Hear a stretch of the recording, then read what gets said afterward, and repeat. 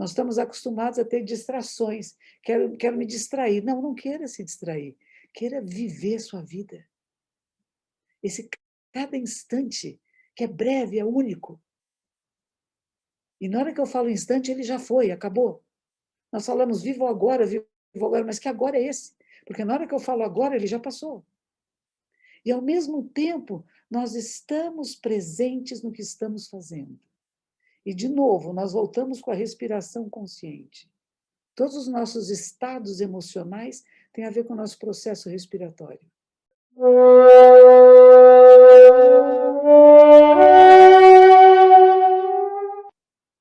Então, quando estamos observando em profundidade, nós vemos muito mais, nós sentimos muito mais. E quando nós diminuímos o nosso espaço de acesso, quer dizer, estamos num quarto, numa sala, numa casa, há mais possibilidades e não menos. Nós estamos acostumados a ter distrações. Quero me distrair. Não, não queira se distrair. Queira viver sua vida. Esse cada instante, que é breve, é único. E na hora que eu falo instante, ele já foi, acabou. Nós falamos vivo agora, mas que agora é esse? Porque na hora que eu falo agora, ele já passou. E, ao mesmo tempo, nós estamos presentes no que estamos fazendo. E, de novo, nós voltamos com a respiração consciente. Todos os nossos estados emocionais têm a ver com o nosso processo respiratório. Não é? Tinha uma peça, uma vez que eu fui assistir, a atriz começava sentada numa poltrona, e ela começava só a respirar. Você falava, nossa, vai ter uma coisa aqui agora, né? Nós reconhecemos, por quê? Porque somos humanos. Não somos iguais, mas somos semelhantes. E perceber que, quando a gente fala a forma é vazio, é tão interessante. Uma pessoa perguntar o que é isso, né? É o celular, né? Não, não é um celular. Se você disser que é um celular, você apanha. Por que você reduz isso a um celular? Ele é feito de quantas milhões de partes? Quantas memórias? Sendo que nenhuma delas em si é o celular. Ele é um conjunto de uma porção de tecnologia que copia a mente humana.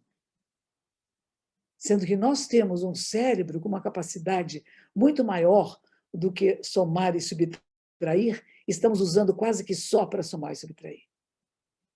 E aí que entra a arte, né? Que nos coloca num outro plano, um outro plano de existência. Não é só somar e subtrair, não é só falar, não é só contar a história, é tornar-se, né? Quando você se torna um momento, você se torna a ação, você se torna o movimento, você se torna o vento. Há uma história antiga também, duas histórias que eu gosto muito.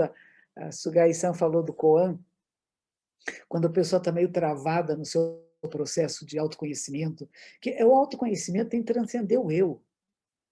Não é que eu vou ficar sentada só pensando na minha vida, no meu umbiguinho, né? Meu pai, minha mãe, meu avô, o que aconteceu. Isso faz parte, mas tem que ser muito mais do que isso. O que é vida? O que é morte? O que estamos fazendo aqui? Como é que eu uso essa energia vital que agora pulsa nesse meu corpo, nesse DNA tão antigo que continua, que é o sobrevivente, tantos outros morreram, o meu está aqui, o que eu faço com isso? Né? Como é que eu uso essa energia vital? Não para vantagens pessoais, isso é muito pequeno, né? Então a gente acaba vivendo por um voto, né? Por um compromisso de alguma coisa que seja maior do que nós. Qual é o legado que nós vamos deixar? Qual é a tradição na qual nós reconhecemos como alguma coisa que tem a ver comigo e a qual eu dedico a minha existência para que ela não desapareça, para que ela tenha continuidade? Tanto na dança, na arte cênica, na pintura, na literatura, na poesia, na ciência. O que é a ciência? Se não uma geração que leva adiante o que a outra geração. Uma geração chegou até aqui, nós pegamos essa experiência e vamos adiante com ela, não vamos começar tudo de novo. Nós acreditamos naquilo que já foi feito e usamos essa experiência para dar continuidade. A vida humana e a morte humana, nós comparamos um pouco a isto, né? Como o mar e as ondas. Hoje está tendo agora lá em Nazaré, em Portugal, tem as ondas gigantescas, que eles não são capazes nem de medir a altura da onda, a onda do mar. Eles pegam o surfista que está lá, que fica desse tamanho assim, imaginam quanto surf... Porque se o surfista não estiver no meio da onda, ninguém sabe o tamanho da onda. Então, pega o surfista e vai medindo quantos surfistas tem para ter uma ideia da altura da onda. É uma loucura isso, né? E as pessoas vão lá e alguns morrem, saem aleijados, e outros surfam, né? Alguns desistem. Mas a gente fala que cada vida nossa é como uma onda no mar. Mas tudo que existe é mar, é água salgada. Prótons, elétrons e nêutrons. As causas e condições se manifestam e formam uma onda, que pode ser uma daquelas ondas lá de Nazaré, pode ser uma marolinha, tanto faz. E a onda vai, tem o seu movimento, as causas e condições que fazem com que ela se mova, e ela vai acabar, muitas delas morrem na praia. Outras não morrem nem na praia, morrem lá no meio do mar mesmo, né? Mas o movimento desta onda vai gerar uma outra onda, que nunca é a mesma. Não é a mesma. Por isso dizemos que nada tem uma autoidentidade substancial, independente e separada. A única maneira que nós nos manifestamos é porque houve ondas antes de nós, que criaram causas e condições para que nós fôssemos gerados e que nós surgíssemos. E quando surgimos, nós não paramos de nos transformar. E a nossa onda, ela tem etapas. E chegará um momento em que ela termina. Alguns vão terminar lá na praia, branquinha, né? Com a espuma branquinha, os cabelinhos vão ficar branquinhos, né? Vai lá na praia, bem uma espuminha que fica, né? Mas mesmo essa espuminha, ela volta. E nunca deixa de ser água salgada. Mas não é mais a mesma. Porque não há dois instantes iguais. Não há dois momentos iguais na vida. Mesmo que a gente decore uma fala, na hora que a gente vai falar essa fala, cada vez que nós falamos é diferente, porque o momento é diferente, porque nós estamos diferentes, porque quem nos ouve são outras pessoas. Como os movimentos da dança. Claro que nós ensaiamos e preparamos, mas na hora que está fazendo acontece alguma coisa, ou não acontece. Quando acontece, nós dizemos que é o sagrado manifesto.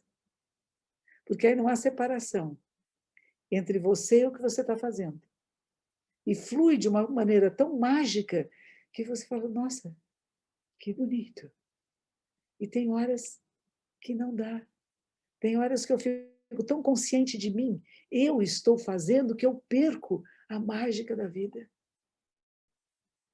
Então, esse nosso eu, que é o que nos leva à procura, que nos leva a estados superiores de consciência, é o mesmo que nos atrapalha.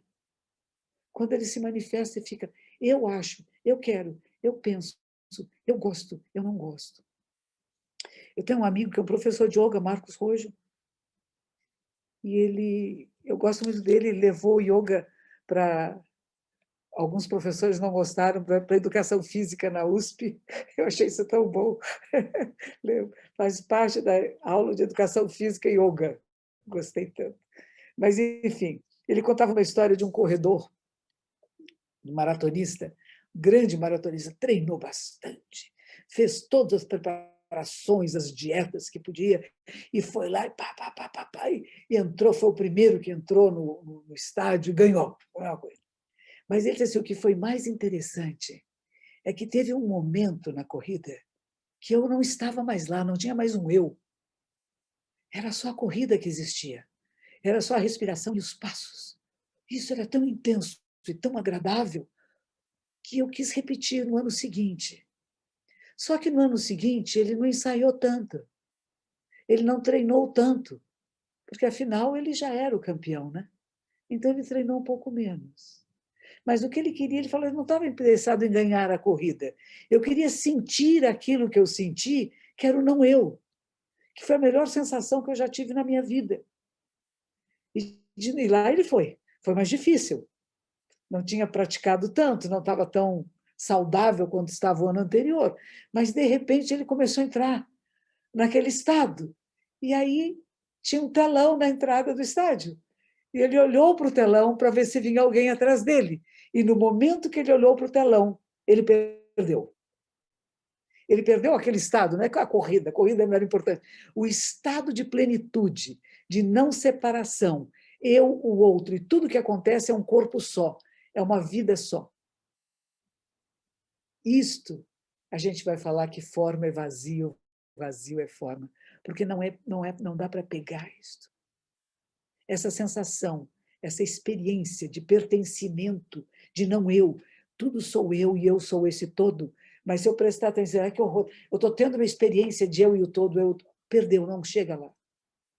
Quando a pessoa está muito à procura de uma experiência mística, eu quero ter essa experiência mística, não tem, não vai ter, trava, porque eu criei uma ideia do que é a experiência mística, e a experiência mística não é nada, é você agora aqui sentado, é a sua vida, como ela é. É o vento no cabelinho dela, como é que ela chama, da Edith. Olha o vento no cabelo da Edith. E aí tem uma história que eu gosto, que perguntava assim, tinha um grupo de monges que estavam procurando o caminho, a verdade e tal. Aí estavam viajando para vários lugares, chegaram no mosteiro para falar com o abade, né? O abade vai resolver nossas dúvidas.